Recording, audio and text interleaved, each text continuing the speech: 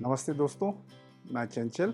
आज हम आईटीपीएस के बारे में बात करने जा रहे हैं। आईटीपीएस इंडियन ऑयल की पीओएस मशीन होती है जिससे सभी प्रकार का पेमेंट और लॉयल्टी पॉइंट का हमारे इंडियन ऑयल के रिटेल आउटलेट पर एक्सेप्टेंस और रिडेम्पशन किया जाता है। तो दोस्तों, आज हम ये देखने की कोशिश करेंगे इस वीडियो में कि आईटीपीएस की आपकी जो मशीन है वो सही तरीके से किस तरीके से हम काम करने दें, ताकि जितने भी हमारे कस्टमर आ रहे हैं तेल भरवाने के लिए इंडियन ऑयल के रिटेल आउटलेट पे इस मशीन से पेमेंट कर सकें और ऑनलाइन ट्रांजैक्शन करके एक्स्ट्रा रिवॉर्ड या एक्स्ट्रा पावर के जो भी बेनिफिट्स हैं वो उठा पाएं। तो दोस्तों, चलते हैं आईटीपीएस मशीन की तरफ। दोस्तों, सबसे पहले हमें ये समझना पड़ेगा कि कोई भी पीओएस मशीन जो काम करती है वो कैसे करती है। पैसा लेने का जो ट्रांजैक्शन आपके पंप पर किसी भी पीओएस मशीन, चाहे वो आईटीपीएस हो चाहे वो किसी बैंक की पीओएस मशीन हो, उससे जब हम करते हैं ये सारा का सारा जो काम होता है ये कम्युनिकेशन चैनल के थ्रू चलता है। तो कम्युनिकेशन का चैनल जो है वो पूरा होने के लिए दो बहुत इंपॉर्टेंट एस्पेक्ट होते हैं। एक होता है सिग्नल और दूसरा होता है फीडबैक।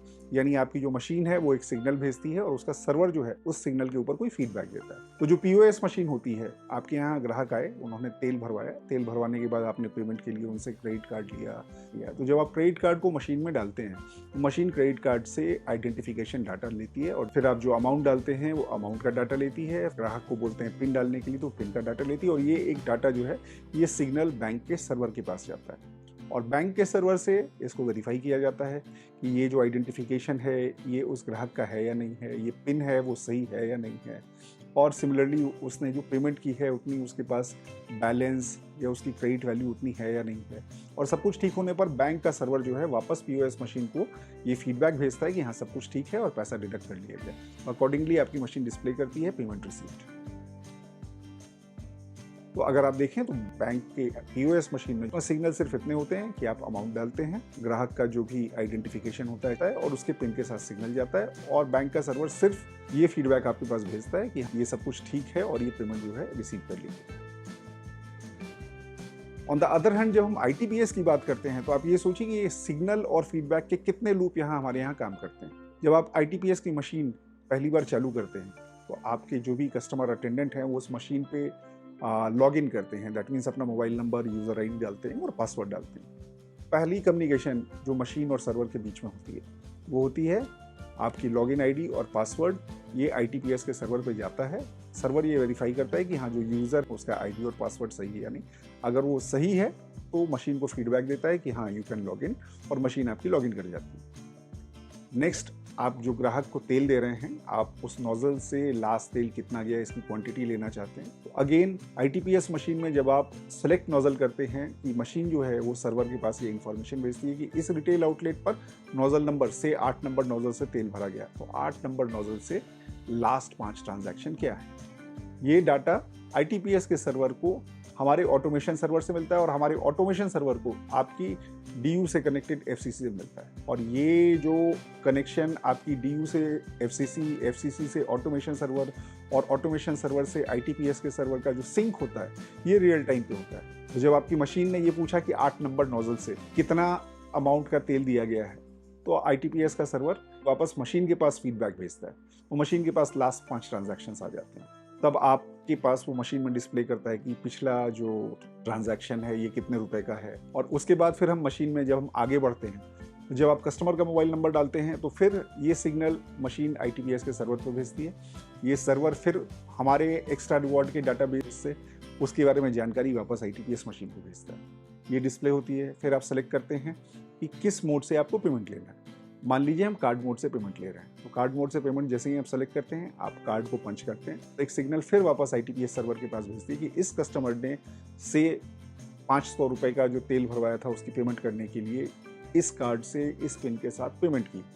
ये डाटा जैसे ही हमारी आईटीपीएस सर्वर को मिलता है, आईटीपीएस सर्वर संबंधित बैंक के सर्वर को ये डाटा भेजता है। वो उसके सर्वर को ये मैसेज भेजता है कि हमारे यहाँ ट्रांजैक्शन को वेरीफाई करने के लिए ये कार्ड है, जो उसका आइडेंटिफिकेशन है, ये पिन है, ये सही है या नहीं। और बैंक का सर्वर आईटीपीएस सर्वर को ये मैसेज भेजता है कि हाँ, ये सही है, तो ट्रांजैक्शन जो है आपका ऑथेंटिकेट होता है। आईटीपीएस सर्वर के पास जैसे ही ये इन्फॉर्मेशन आती है कि ट्रांजैक्शन ऑथेंटिकेट हुआ, वहाँ से फीडबैक जो है आपकी आईटीपीएस की मशीन में आता है और आपकी आईटीपीएस की मशीन पे आपका सेल्स ट्रांजैक्शन जो है complete.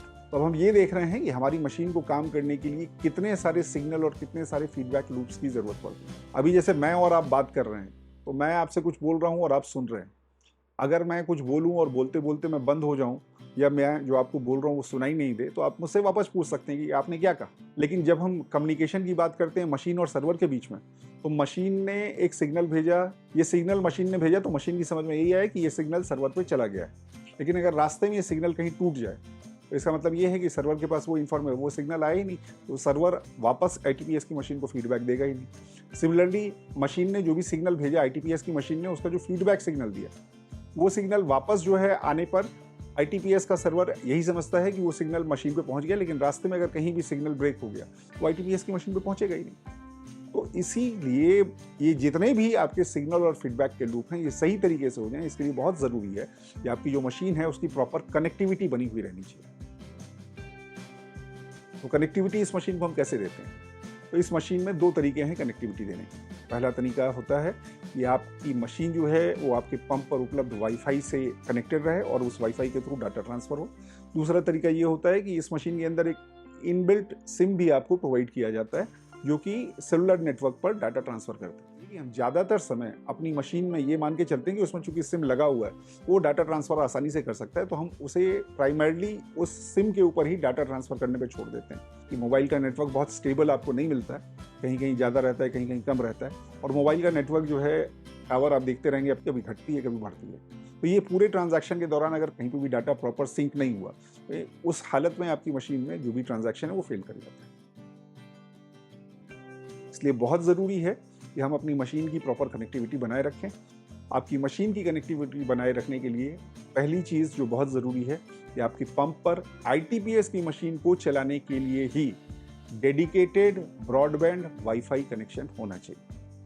Dedicated broadband wifi connection का मतलब ये है कि जो भी आप वाईफाई लगा रहे हैं, ब्रॉडबैंड कनेक्शन को वाईफाई पे अपने पंप पे दे रहे हैं, वो कनेक्शन पे आपकी सिर्फ और सिर्फ आईटीपीएस की मशीन आनी चाहिए। आपके पंप पे भी जो राउटर लगा हुआ है उसमें भी नंबर 1 एक नंबर ऑफ मैक्सिमम कनेक्टेड जो डिवाइसेस हैं उसकी एक लिमिट होती है। दूसरा, हर वो डिवाइस जो आपके वाईफाई पे कनेक्ट होता है वो बैंडविड्थ खाता है। दैट मीन्स कि अगर आपने अपने यहाँ वाईफाई के ऊपर ही आपने सीसीटीवी भी लगा रखा है, तो सीसीटीवी का जो ब्रॉडकास्ट चल रहा है इसमें बैंडविड्थ खाता है, और जितनी आपकी कनेक्शन की स्पीड है उसमें से कुछ स्पीड इस ब्रॉडकास्ट को और बाकी चीज़ों को, जैसे आप अपने मोबाइल को भी अगर उसी पे चला रहे हैं, आप ऑटोमेशन भी उसी पे चला रहे हैं, तो हर वो इक्विपमेंट जो आप चला रहे हैं वो आपके वाईफाई की स्पीड की थोड़ी सी कनेक्टिविटी देता है। पहली चीज़ जो हमें ध्यान रखनी है कि हमारे पंप पर आईटीपीएस मशीन के लिए ब्रॉडबैंड वाईफाई कनेक्टिविटी डेडिकेटेड रूप से होनी चाहिए।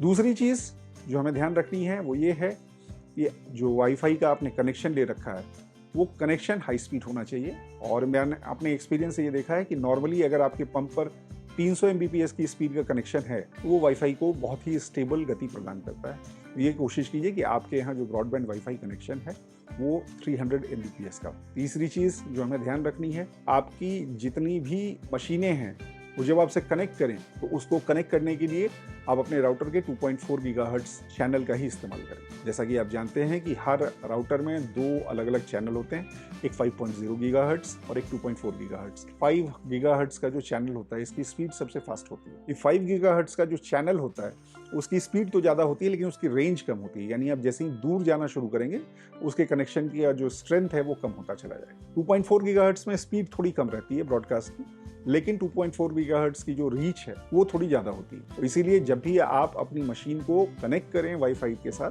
तो आपके जो राउटर के 2.4 गीगाहर्ट्ज़ का जो चैनल है आप अपनी मशीन को उसी पे कनेक्ट करें। इंपॉर्टेंट चीज़ है कि ये भी कोशिश करिए कि आपकी मशीन जो है वो आपके राउटर के साथ लाइन ऑफ साइट पे रहे। जैसे कोई भी सिग्नल निकल रहा है, वो सिग्नल रास्ते में जितनी भी रुकावटें आएंगी वो इंटरफेरेंस क्रिएट करता है और सिग्नल को वीक करता है। तो ऐसी हालत में अगर आपने राउटर को अंदर लगा रखा है तो वाईफाई कनेक्शन जब आपका बाहर जा रहा है बहुत अच्छा सिग्नल नहीं जाता है। ज़्यादा बढ़िया यही रहे कि आप अपने यहाँ जो भी राउटर लगाएं वो राउटर अगर वाटरप्रूफ आपके यहाँ एनवायरनमेंट है और बाहर में पानी वानी की दिक्कत नहीं है तो आप अपनी सेल्स बिल्डिंग के बाहर लगाएं। अगर आप सेल्स बिल्डिंग के बाहर नहीं भी लगा सकते हैं तो सेल्स बिल्डिंग के अंदर किसी ऐसी जगह लगाएं, जैसे आपकी सेल्स बिल्डिंग के सामने जो ग्लास होता है उस ग्लास के ऊपर की तरफ लगाएं, ताकि आपकी जो मशीन है और जो राउटर है वो लाइन ऑफ साइट पे रहें, यानी मशीन पर खड़े होकर यदि कोई आदमी देखना चाहे तो उसको राउटर नजर आना चाहिए। और कोशिश ये करें कि बीच में कोई भी इंटरफेरेंस, कोई भी दीवार, कोई भी इस तरह की हार्ड चीज़ ना हो। आखिरी चीज़ जो हमें ध्यान रखने वाली है वो ये है कि आपके जो वाईफाई राउटर है उसका सिग्नल धीरे धीरे जैसे आप दूर जाते हैं वैसे वैसे कमज़ोर होता चला जाता है। तो नॉर्मली ऐसा भी हो सकता है कि जैसे आपके राउटर से आपकी डीयू का डिस्टेंस अगर 30 मीटर 35 मीटर है और आपकी मशीन वहाँ रखी हुई है, तो आपके राउटर में 2.4 गीगाहर्ट्ज़ पे कनेक्ट करने के बावजूद भी हो सकता है मशीन तक सिग्नल ना। तो वैसी हालत में आपको अपनी मशीन को प्रॉपर सिग्नल प्रोवाइड करने के लिए बहुत ज़रूरी है कि करीब 15 मीटर 20 मीटर की दूरी पर एक रिपीटर लगाएं। रिपीटर एक छोटा सा डिवाइस होता है जो वाईफाई के कम सिग्नल को कैच करता है, फिर उसको एम्पलीफाई करता है, उसको बड़ा करता है, बड़ा करके फिर आगे ब्रॉडकास्ट करता है। रिपीटर लगाने से यदि आपके राउटर से सीधा जो सिग्नल आ रहा है वो बहुत अच्छा नहीं भी आ रहा है, तो रिपीटर उसको एम्पलीफाई करके जब ब्रॉडकास्ट करेगा तो आपकी जो मशीन है ये ज़्यादा बेटर जो है सिग्नल को पकड़ पाएगी। और सिम कार्ड का उपयोग सिर्फ रिडंडेंसी के लिए या प्लान बी के लिए करें। सिम कार्ड को नॉर्मल कनेक्टिविटी के लिए ना रखें। सिम कार्ड उस मशीन में सिर्फ इसीलिए दिया गया है कि अगर उस मशीन को वाईफाई से कनेक्टिविटी ना मिले तो, और या कभी वाईफाई जो है किसी तरीके से सिग्नल कट जाए तो इमरजेंसी में एक बार दो बार के लिए कुछ सिग्नल जो है डाटा ट्रांसफर के लिए उसके सिम के नेटवर्क का इस्तेमाल किया जा सके। लेकिन प्राइमरली इस मशीन के अच्छे से चलने के लिए बहुत ज़रूरी है कि हम मशीन को वाईफाई के साथ कनेक्टेड रखें। और ये जो 5 चीज़ें मैंने आपको बताई कि डेडिकेटेड वाईफाई कनेक्शन, स्पीड कम से कम 300 Mbps आपकी मशीन लाइन ऑफ साइट पे राउटर के होनी चाहिए, कनेक्शन है वो 2.4 गीगाहर्ट्ज़ पे होना चाहिए, और पांचवा जहां डिस्टेंस ज़्यादा हो रहा है राउटर और मशीन के बीच में कहीं ना कहीं आपको एक रिपीटर या एक्सटेंडर लगाना पड़ेगा। अगर आप इसको करते हैं तो मेरा ये एक्सपीरियंस है कि आपके यहाँ जो मशीन में ट्रांजैक्शन फेल या स्लो कनेक्टिविटी के इशू हैं ये ज़्यादातर सॉल्व हो जाएंगे और ITPS की मशीन ज़्यादा अच्छे से काम करेगी। हमारी ITPS की मशीन क्योंकि उसके साथ बहुत सारी चीज़ें जुड़ी हुई हैं, एक्स्ट्रा रिवॉर्ड जुड़ा हुआ है, एक्स्ट्रा पावर जुड़ा हुआ है, एक ही मशीन के अंदर सारे डाटा जो है फैच हो जाते हैं, सभी तरह के पेमेंट हम ले सकते हैं। हम ये कोशिश करें कि इसको हम ज़्यादा से ज़्यादा अच्छी कनेक्टिविटी प्रोवाइड करें ताकि ये मशीन सही तरीके से काम कर सके और अच्छी स्पीड में हम अपने ग्राहकों से पेमेंट ले सकें, उनको अच्छी सर्विस दे सकें। दोस्तों आज के लिए बस इतना ही। अगर आपको वीडियो पसंद आया हो तो कृपया लाइक बटन दबाएं, और अगर आप और इस तरह की कुछ अच्छी जानकारी लेना चाहते हैं तो सब्सक्राइब करें। मैं कभी भी कोई नया वीडियो अगर आपकी जानकारी के लिए बनाऊंगा तो आपको पता लग जाए। आज के लिए बस इतना ही। अगली बार मिलने तक नमस्कार।